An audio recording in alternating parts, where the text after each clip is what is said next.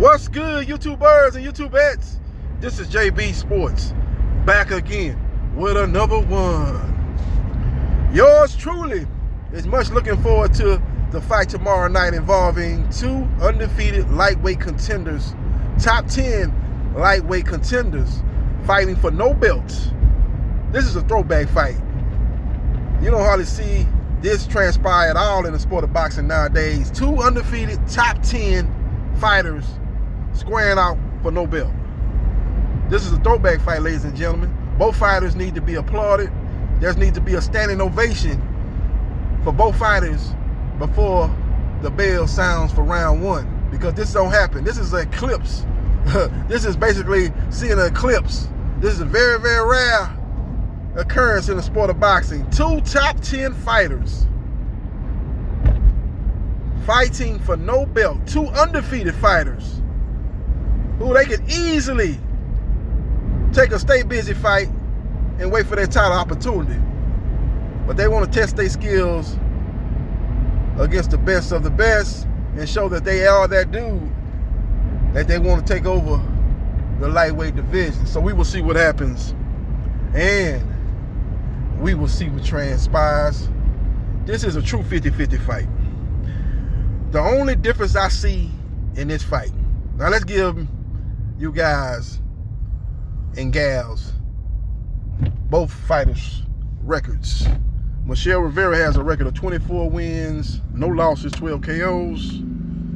Frank Martin has a record of 16 wins, no losses, 12 KOs.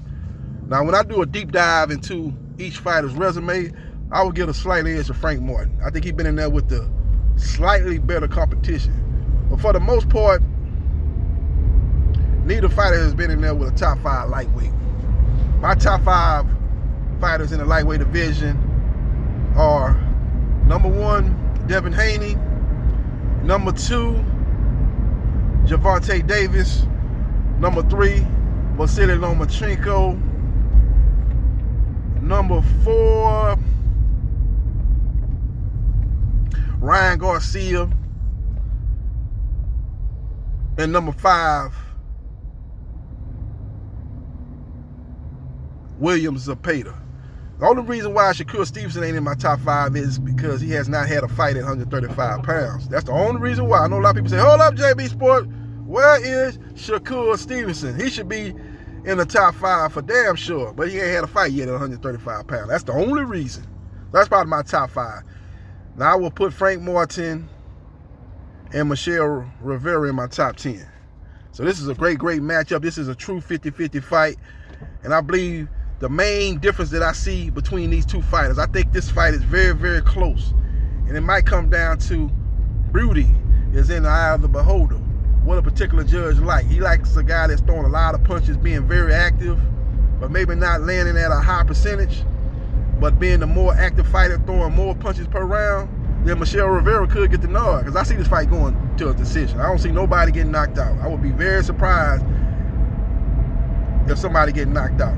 Now, if somebody does get knocked out, I think Frank Martin gonna knock out Michel Rivera. I don't see Michel Rivera knocking out Frank Martin. Maybe I could be wrong, but I'm just, from what I've seen between those two guys, I just think that Michel Rivera is not as defensively responsible as Frank Martin. Both guys are very high-level offensive fighters. The difference is that Michel Rivera is a little bit more active per round, a lot more active probably, in some cases, per round than Frank Martin. But I just think Frank Martin is more accurate.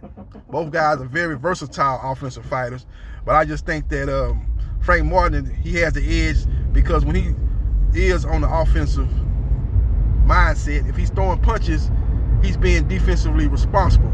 I don't see that in Michel Rivera. When he's throwing punches, I'm seeing him get touched. That last opponent he fought was touching Michel Rivera. And the last opponent that Michel Rivera fought ain't nowhere on the caliber of a Frank Martin. And Michel Rivera shouldn't have been getting touched like he was gotten touched, considering the caliber opponent that he was facing in his last fight. That's what I'm saying. And I think that's going to be the difference in the fight, man. I think Frank Martin is more sound defensively than Michel Rivera. Now, one thing I will advise Frank Martin to do is he's got to use the jab. He's got to double up on the jab. Quit using that jab as a rangefinders to set up your left hand. You can't do that in this type of fight. You're fighting a high caliber fighter. And if you're not scoring with the jab, you're just using it to set up your left hand, man, you could get beat on points, man, depending on what the judges prefer, man. Because I think we're going to have a lot of close rounds, man. We're going to have a lot of swing rounds. It's going to be a very intriguing fight, a very competitive fight.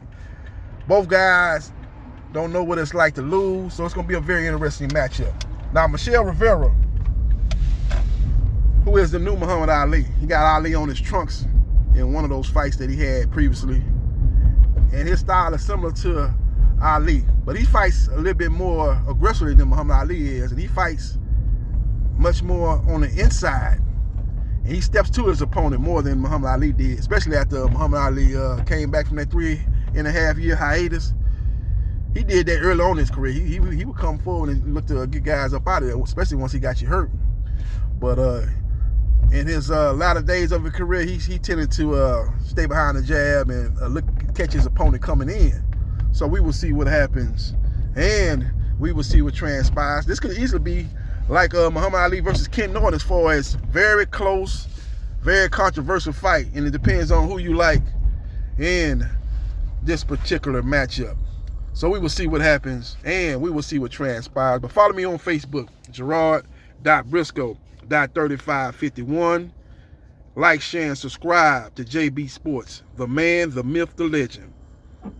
Let me know who you like in this fight, too. Let me know in the comment section who you like. If you think it's going to end in a surprising knockout, which I don't see, give me the round in the comment section. And subscribe to JB Sports, the man, the myth, the legend. And I holla.